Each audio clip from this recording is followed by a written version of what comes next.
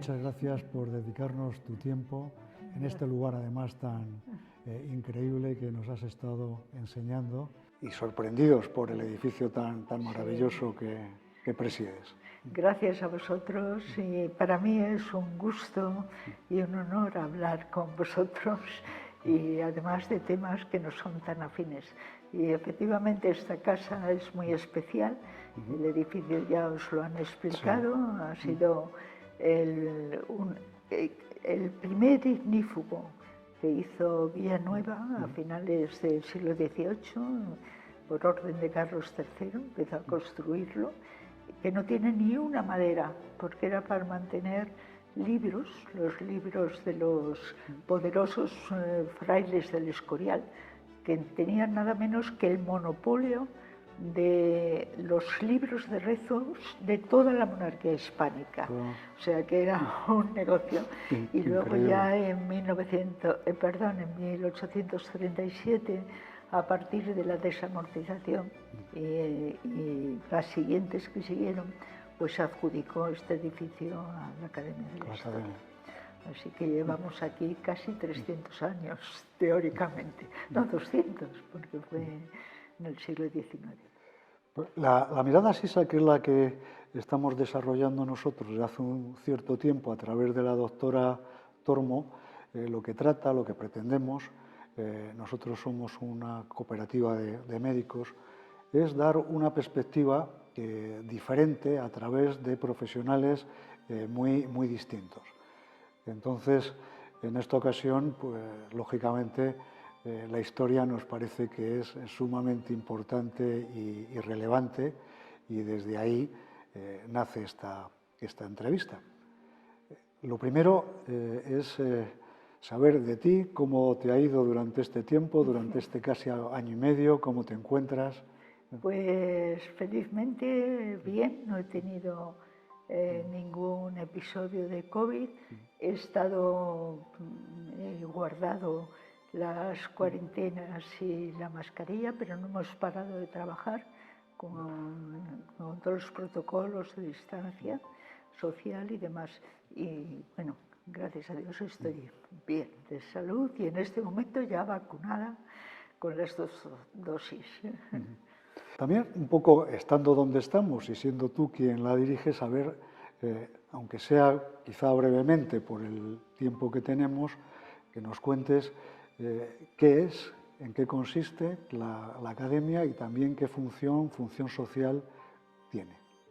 Bueno, la principal, la academia se creó en el siglo XVIII, el momento en que hay las grandes reformas ilustradas en toda Europa y en donde, digamos que las instancias oficiales, las universidades de aquel momento, pues muchas se quedan anquilosadas y entonces cuando algo que se queda anquilosado, lo mejor es crear otras cosas nuevas.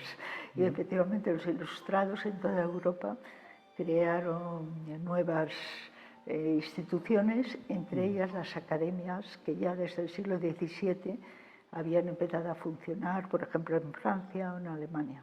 Y en España se creó primero la Española en 1713 son instituciones, las academias que nacimos en el siglo XVIII, que son solo 3, la Española, nosotros, la Historia después y Bellas Artes, son instituciones que surgen de la sociedad civil y que es como si nosotros nos reuniéramos y hiciésemos una asociación de lo que fuera. Y en este caso era para difundir el conocimiento, los valores nuevos científicos y humanistas que se desarrollaban. Y se pidió naturalmente la protección de la corona, que es, y eso se mantiene hoy en la Constitución del 78, lo cual supone que nosotros digamos que tenemos una proyección de Estado, pero no somos Estado. No somos totalmente independientes. Desde el siglo XVIII los académicos han sido elegidos por sus pares y se ha elegido entre ellos el director, es decir, solamente las dictaduras en cada momento han intentado imponerse en las academias, pero fuera de eso, y por lo tanto es una institución que lo que intenta para la historia es evitar las falsedades, las fábulas, está en nuestro reglamento ya de estatutos de 1738 y en eso hemos continuado. Nosotros hemos hecho ahora en el siglo XXI, hemos cumplido uno de los requisitos que con la nueva tecnología hemos podido por fin cumplir, que es el gran diccionario biográfico electrónico. Qué espléndido. Y además tenemos ahora el buscador avanzado, gratuito para todos, y estamos en un nivel internacional muy importante de la historia. Un diccionario que además no es solo de la península, sino que recoge todos los países, todos los territorios de la gran monarquía hispánica de los siglos XVI, XVII y XVIII. Carmen, en un momento actual, como vivimos, histórico, en relación a la pandemia, pero por otro lado atravesado por la actualidad que está constantemente presente, una historiadora como tú, que trabaja con el pasado, bien es verdad que proyectada al futuro, ¿qué nos puedes decir? ¿Cómo lees tú la actualidad de este momento, quizá más centrada, por supuesto, en la pandemia, donde vivimos momentos ya largos, donde el presente ocupa todo? Es la actualidad, el presente continuo. Demasiado presentismo. Demasiado presentismo. Porque es un error proyectar nuestros valores actuales a contextos históricos muy diferentes. Yo por eso he escrito ese pequeño ensayo de 20 páginas, 19, sobre la historia de las pandemias, y lo hice pensando que llegase a la mayoría de la gente y pensando en mis amigos, pensando en que hacía falta una explicación de alguna manera, un marco conceptual que se pudiera entender. La historia enseña mucho, otra cosa es que no aprendamos siempre, pero a la fuerza, el dolor y de la humanidad, pues al final se van aprendiendo cosas. Carmen, en este sentido, por ejemplo, que es así, que la historia enseña siempre, ¿qué es lo que nos pasa, qué nos dificulta a las personas para aprender a veces y a veces no? Bueno, es muy complicado, es muy complejo, claro, porque la historia es una disciplina, en realidad siempre necesitamos contarnos la realidad, ¿no? Érase una vez, ¿no? La historia es algo innato, un individuo sin memoria, pues no existe. Un pueblo, una comunidad sin conocer su historia y sin conocer su pasado, tampoco tiene posibilidades de manejarse en el presente y proyectar hacia el futuro. Y en eso, pues, la historia como disciplina, es decir, como un estudio objetivado y, en fin, dentro del nuevo marco científico que empieza en el 18, pues es una disciplina bastante joven. Siempre ha habido falsedades en la historia. Don Julio Caro Baroja tiene un ensayo precioso sobre las falsedades de la historia, pero ya antes Fernández de Navarrete, aquí en esta academia, pues insistía en la importancia de la verdad de los hechos. Es decir, hay unos hechos históricos que ocurren y, como dice Hannah Arendt, los hechos son irreversibles, existen ahí. Siempre me gusta contar esa anécdota que refiere Arendt de cómo a Clemenceau, al final de la Primera Guerra Mundial, un alemán le dijo: bueno, señor Clemenceau, ¿qué dirán los historiadores del futuro sobre esta guerra mundial que acabamos de tener? ¿Quién la inició? Y Clemenceau, que era un hombre muy listo y muy agudo, dijo, bueno, no sé lo que dirán, pero lo que estoy seguro es lo que no dirán. Y lo que nunca podrán decir es que Bélgica invadió Alemania. Es decir, los hechos tienen la cabeza dura, pero el falsificar la historia, pues a veces es por ignorancia, a veces y otras veces es por intereses de poder, intereses de grupos políticos. ¿Cómo lees? ¿Cómo lees ahora? ¿Cómo interpretas, cómo historificas la realidad actual? La pandemia, que era un poco la pregunta que yo me he ido hacia otros derroteros también interesantes. Bueno, creo que lo he dejado reflejado en ese trabajo, ¿no? Primero ha sido una sorpresa en general para toda la gente. Llevamos unas décadas, hay unas franjas generacionales que creo que hemos tenido una suerte impresionante, que no hemos cogido pues ninguna guerra, naturalmente de parte de la dictadura, parte del desarrollo, pero desde luego somos bastante privilegiados. Y hay ese sentimiento, yo creo, general de pensar que éramos invulnerables, ¿no? Digamos, la brecha que se ha abierto entre la naturaleza y la tecnología, de alguna manera ha llevado a creerse ya inmune ante todo. Y la pandemia ha sido una sorpresa para muchos.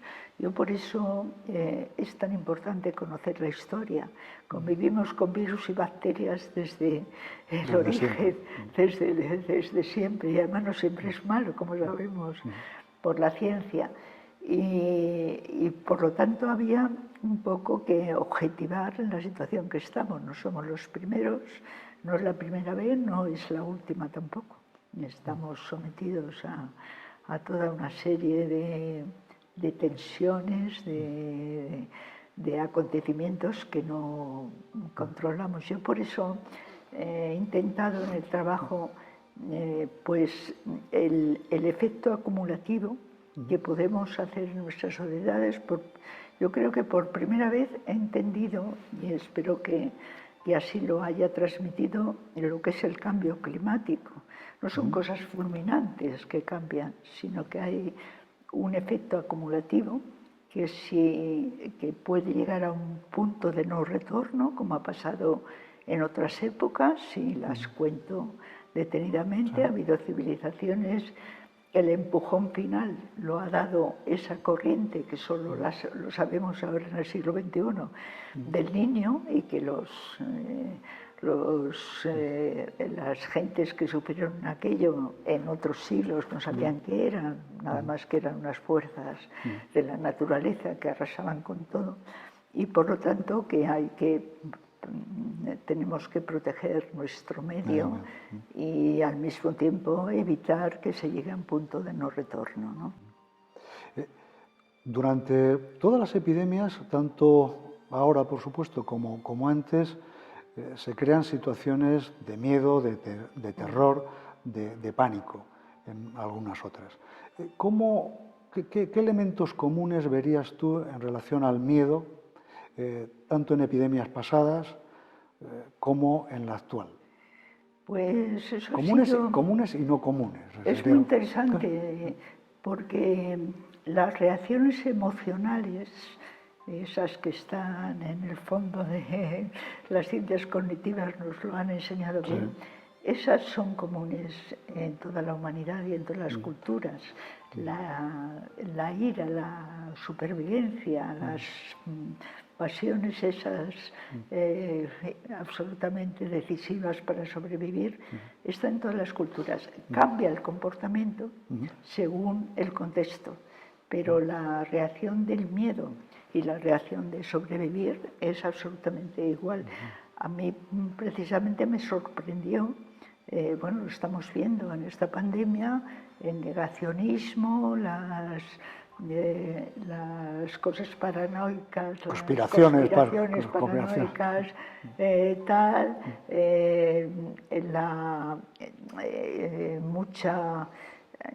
un cierto desánimo a veces, un poco de delirio otras, en fin, las emociones son las mismas. Lo que pasa es que nosotros pues somos privilegiados, claro, pues en este mundo en que estamos ya, ciencia, tecnología, pues estamos bastante salvados. Aunque hay que decir, yo creo que eso también he procurado reflejarlo en el escrito, que no es solamente la ciencia es prueba-error. Entonces,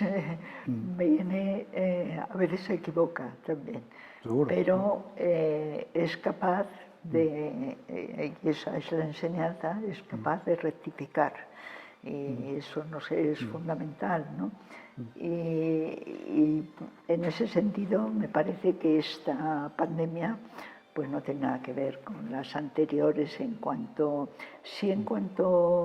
a una mortalidad que si no tuviéramos las vacunas y los medicamentos y los sistemas de higiene, que a eso iba, a que no es solamente la ciencia, sino que también a través de la historia y ante el dolor y el horror, pues los humanos, los individuos y las comunidades pues han reaccionado aprendiendo. Decía Rojas Marco que la higiene ha salvado más vidas todavía que los medicamentos, algo así, ¿no? Porque efectivamente las medidas que tenemos ahora pues no tienen nada que ver con las por lo menos en los países desarrollados, claro. Pero la expresión, por ejemplo, del miedo en la pandemia de 1348 u otras, no estoy trayendo un poco, con la actual me refiero a cómo se expresa ese miedo, también los dislates, las interpretaciones a veces fuera de lugar que se hacen, los chivos expiatorios. Los chivos expiatorios, el miedo que hace lo primero, pues echar la culpa a otros. Y en las anteriores, pues el antisemitismo feroz, 1348, que lo cuento, aunque ya existía, pero con esa ferocidad no existió. Ahí empezaron, Inglaterra fue el primer país que expulsó a los judíos, y a partir de 1300 algo, pues fueron... España se resistió bastante, hasta 1492, como sabemos. Esos chivos expiatorios existen ahora. Ese odio hacia ciertos grupos, pues las redes sociales, sabemos lo que se suelta por ahí, porque además el anonimato favorece eso. Y luego, pues la idea de tribu, ¿no? Somos seres sociales, el individuo es una creación muy laboriosa, muy delicada. Los linchamientos en grupo por algo ocurren en grupo. En el grupo el individuo pierde su responsabilidad y se siente arropado por la tribu. Entonces,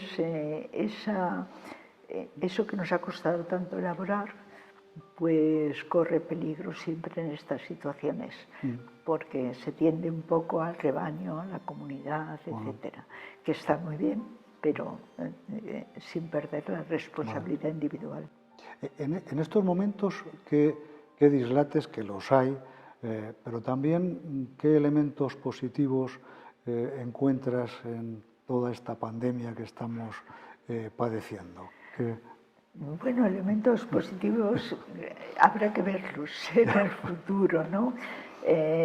Hombre, es una lección de que no somos intocables, de que la existencia es efímera. Yo creo que es buen momento para hablar de estoicismo en el sentido de saber las cosas que dependen de nosotros y las que no. Y que tengamos la lucidez para poder diferenciarlas de paso, para poder seguir adelante. Es decir, estamos educando a las últimas generaciones de una manera pues de evitar obstáculos, de evitar frustraciones. Eso es imposible.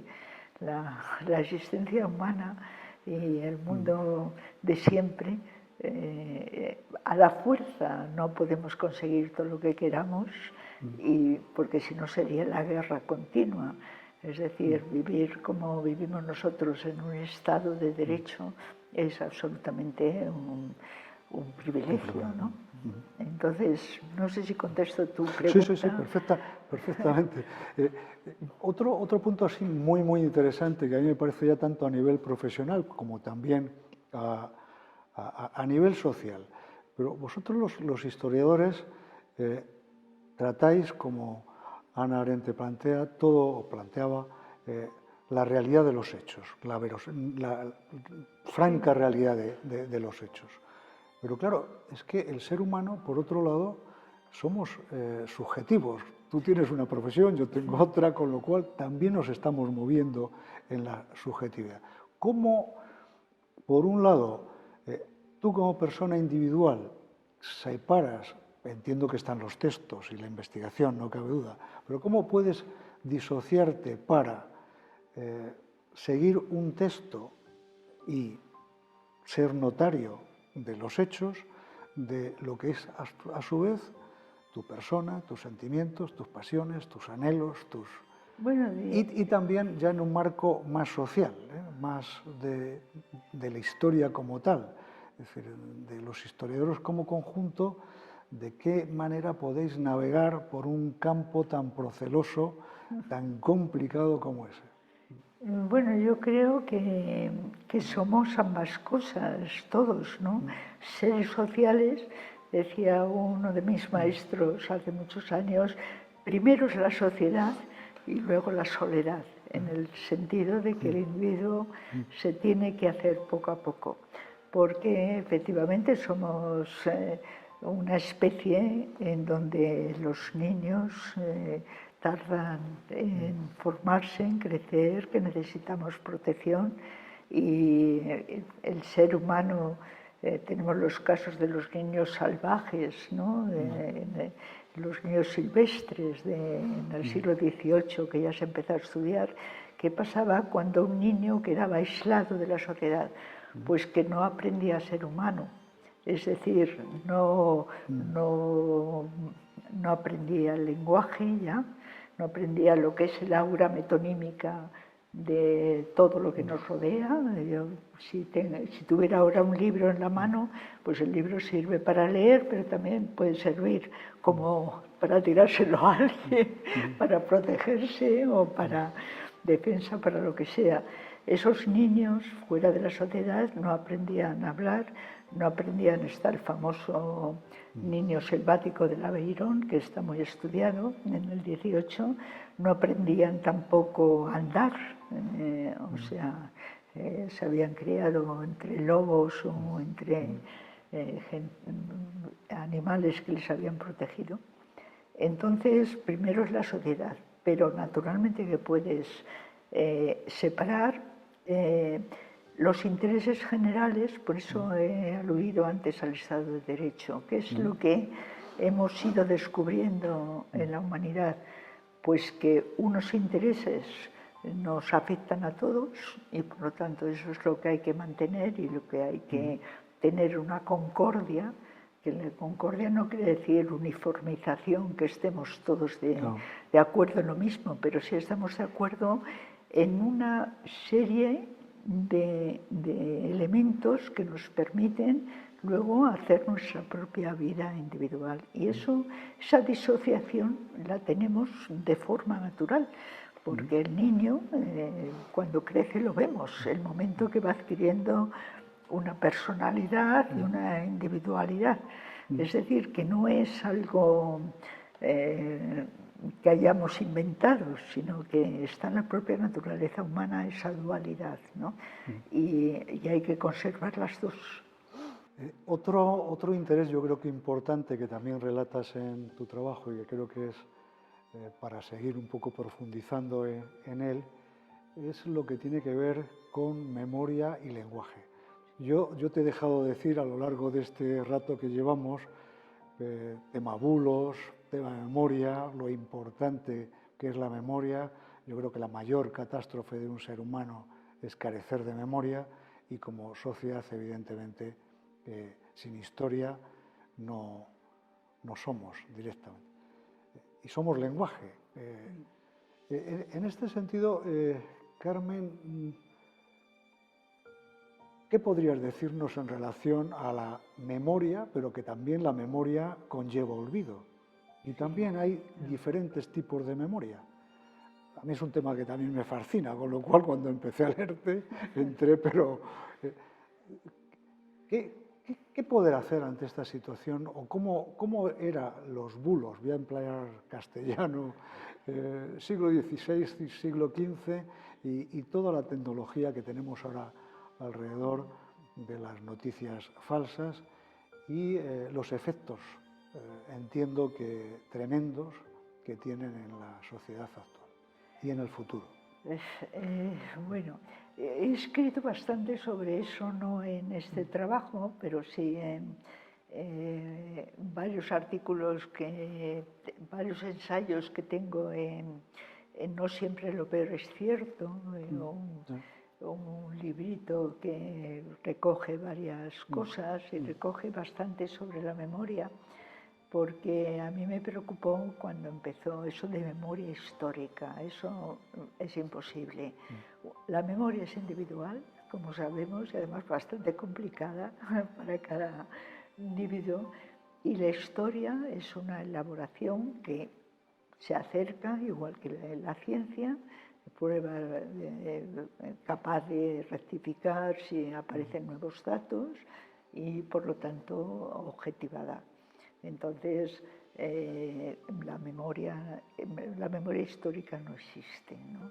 La memoria colectiva no existe. La memoria colectiva es lo que se trabajan los historiadores, mejor o peor, y además no tiene por qué haber una sola memoria, ¿no? Como decías, ¿no? Sino que puede haber muchas y pueden convivir esas memorias individuales y en unos marcos significativos que pueden ser pues más o menos distintos, pero que tienen cabida en el ser humano, porque es que si no llegamos al pensamiento único, que es lo peor que nos puede pasar. Cada vez que esas utopías o distopías, porque la diferencia es muy ligera, han intentado pues unificar a todos los seres humanos, que todos la igualdad absoluta tal, pues ya sabemos lo que han sido los Gulag, lo que China actualmente, lo que fue Camboya, es decir, esas utopías igualitarias, en realidad son igualdad en la subsistencia a veces, porque luego se crea siempre una nomenclatura, una oligarquía que es la que se aprovecha totalmente de todo, ¿no? Entonces, más vale la complejidad de las memorias, y la autoritas que debe tener la historia en general, porque claro, ahora se dicen cada cosa por ignorancia realmente impresionante, ¿no? Aquí en la Academia de la Historia tuvimos que salir, hemos salido en varios momentos, ¿no? Con algún manifiesto, con lo de las estatuas, porque efectivamente no se puede, estaríamos locos si pudiéramos recordar todo lo que nos pasa, ¿no? Como sabemos por la ciencia del sueño, las ciencias cognitivas, una cosa que hace el cerebro en el sueño es distinguir la memoria efímera de las cosas que merecen la pena quedarse y que a veces pueden ser traumáticas, naturalmente, pero no podemos recordar todo, pero tampoco lo podemos olvidar. Y luego, una cosa importante es que, vamos a ver, hay un momento en las sociedades también Hannah Arendt y su discípula Agnes Heller escribieron mucho sobre esto, en que qué hacemos con las... hay un momento que tiene que ser un momento cero para las sociedades del futuro, porque si constantemente estás creando el resentimiento y el recuerdo de las maldades y del odio continuo, bueno, pues se llega a la guerra. Lo cual quiere decir que, vamos a ver, no se trata, perdonas, digamos, hay que perdonar la deuda, pero no olvidar el acto. Es decir, naturalmente que tenemos que recordar nuestro pasado con sus miserias, pero no exigir una deuda a unas generaciones que no tienen por qué. Ya, no sé si me explico. Sí, sí, perfecto. No, la deuda no puede ser una deuda impaga, Exacto. permanente. Claro, al revés, la memoria, como decía Koselleck o Bruckner, casi todos los pensadores liberales, de alguna manera hay que volver siempre al origen del derecho, a lo que nos hace iguales a todos ante la ley.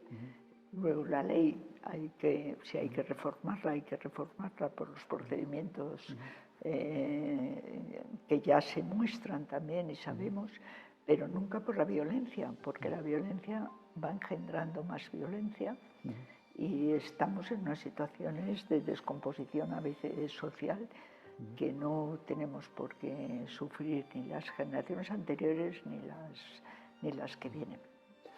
En este sentido, lo que se va haciendo, podemos hacer como personas con memoria, recuerdo y olvido. Bueno, la memoria y el recuerdo es de cada persona. Y el olvido, pues ya digo que como nos enseña la ciencia cognitiva, el propio cerebro se ocupa de diferenciar unas cosas y otras. Nos volveríamos locos si no olvidásemos algunas parte de toda la información que recibimos constantemente, ¿no? Es decir, que ni podemos recordarlo todo ni olvidarlo todo. La cosa está siempre en un equilibrio inestable y constantemente en movimiento. O sea, no hay nada fijo, ni nada, digamos, eterno en nuestras vidas. Te he interrumpido hace un momento en relación a que desde la propia academia, yo os leí uno, pero no lo recuerdo, algo en relación a las estatuas, los dos y otro. Y la circunnavegación. Tuvimos que salir a la palestra porque, claro, Portugal ha hecho muchas cosas importantes, pero la vuelta al mundo no la hizo. Se hizo a pesar de Portugal. O sea, el Cano pudo dar la vuelta a pesar de Portugal. Magallanes hizo una primera parte del viaje, nunca llegó al destino, como sabemos, y la vuelta al mundo la hizo pues un marino vasco, que además tenía buen conocimiento práctico, empírico de todo aquello, y fue muy consciente de que daba esa vuelta al mundo. Y claro, eso es un antes y un después, porque se tenía la idea de que el planeta era unos continentes que estaban rodeados de vez en cuando por el mar, y es justo lo contrario, ¿no? O sea, es muy bonito, ¿no? Y ahí tuvimos que salir porque yo creo que es la propia ignorancia y el atrevimiento, ¿no?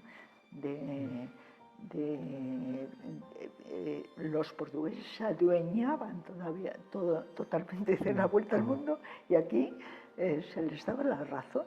Y, en fin, Portugal siempre ha sido muy querida y aliada de los ingleses, o sea que no hay que olvidarlo.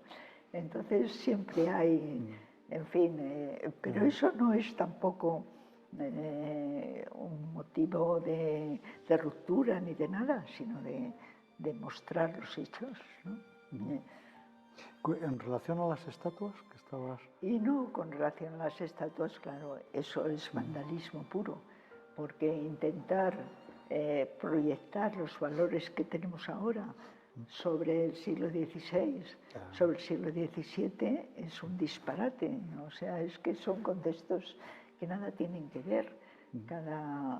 Nosotros mismos, pues supongo que dentro de X tiempos, sí, en la humanidad, pues también seremos criticados, pero hay que criticar objetivamente, ¿no? Con respecto a los valores de ese tiempo, no con respecto a los valores que han evolucionado de otra manera, ¿no? Y que son del presente, ¿no? El presentismo es cada vez más peligroso, porque es que es caer en un pensamiento único. El presente es lo único que vale, o sea, nosotros tenemos la razón en todo. Sí, es tremendo ese presente continuo. Además, el uso que se hace de él o de la memoria supuesta, cómo se usa con fines espurios, exacto. que nos da cuenta de... Exacto.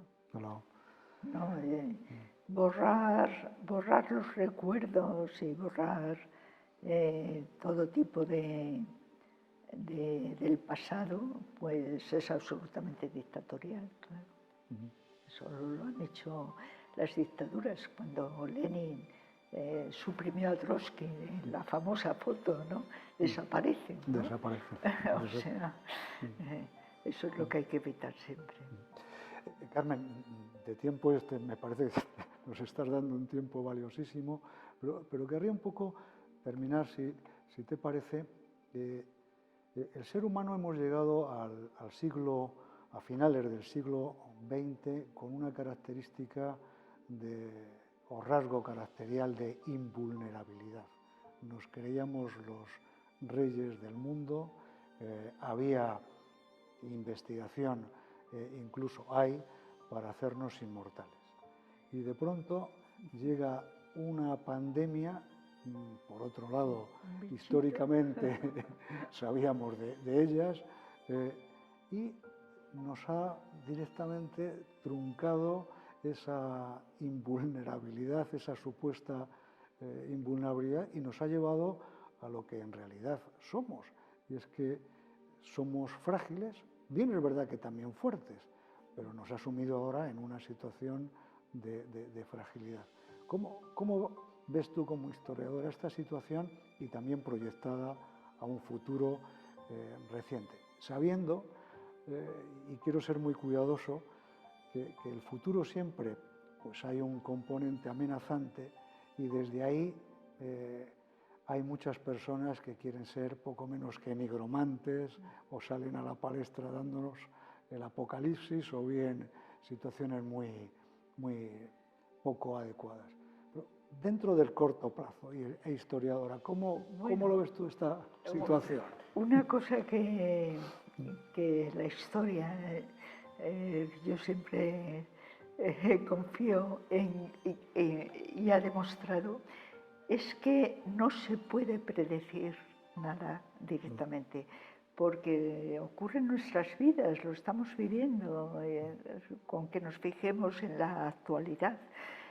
Ocurren cosas, las variables humanas son tan diferentes, la interrelación es tan compleja. Bueno, hay la famosa historia de la mariposa que aletea y en el otro extremo del mundo tiene repercusiones. Pues eso ocurre en nuestra realidad cotidiana. Es decir, hay cosas que no se da importancia, nos han pasado, ya digo, nuestra propia realidad constantemente, y las variables, yo menciono precisamente en el trabajo que los profetas, hay que distinguir la predicción de la profecía. Naturalmente, pues tomamos predicciones para el futuro, pero la profecía se equivoca siempre. O sea, en los años 70, que algunos no habían nacido todavía, pues hubo una tendencia a que llegaba el fin del mundo para ciertas sectas y tal, y hubo una luz de profecías. Pues entre todas las cosas, en ciencia, en tecnología, en la sociedad, nadie se dio cuenta, nadie profetizó que íbamos a tener la posibilidad de ordenadores personales. El ordenador era toda una habitación en la Complutense, nunca lo olvidaré, donde metías una ficha perforada y tardaba no sé cuánto en darnos.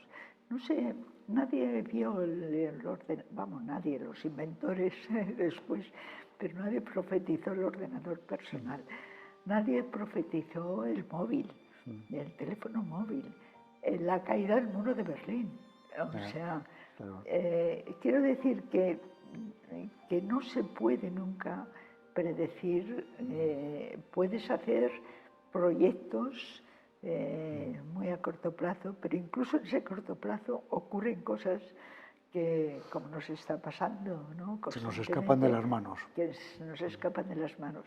Y luego, claro, a veces nos falta, yo creo que sobre todo en el mundo político, falta generosidad y conciencia de de la cantidad de personas que quedan afectadas con errores que cometen por el corto plazo. Nuestra propia historia nos lo muestra, ¿no? La agresividad de unos, la pusilanimidad de otros, nos crean ese efecto acumulativo que en un momento dado pues, puede contribuir a la descomposición social y a la discordia en vez de a la concordia. En ese sentido que decía Aristóteles, que la concordia es de actos, no es de palabras sin más, sino de ponerse de acuerdo en lo que nos afecta a todos, en lo general.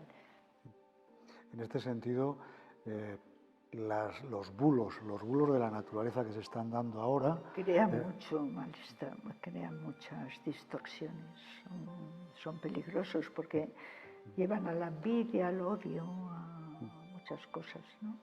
Generan además una situación de clara desconfianza Totalmente, en el presente totalmente. y... Las mentiras, lo que pasa es que la realidad tiene la cabeza dura. Las mentiras y los engaños llega un momento que realmente salen a la luz. Ahora, las consecuencias que se sufren, pues las sufrimos todos. Carmen, muchas gracias por tu tiempo, por todo. A mí particularmente me ha encantado y en este sentido quería que nos autorizaras tu trabajo para darles publicidad en lo que a Sisa le va a encantar y a la cooperativa de médicos, que somos numerosos, somos 9.000, poder mandárselo. Tengo buenos amigos médicos y estoy encantada. Pues estarán ellos también muy encantados. Muchas gracias. Muchas gracias a ustedes.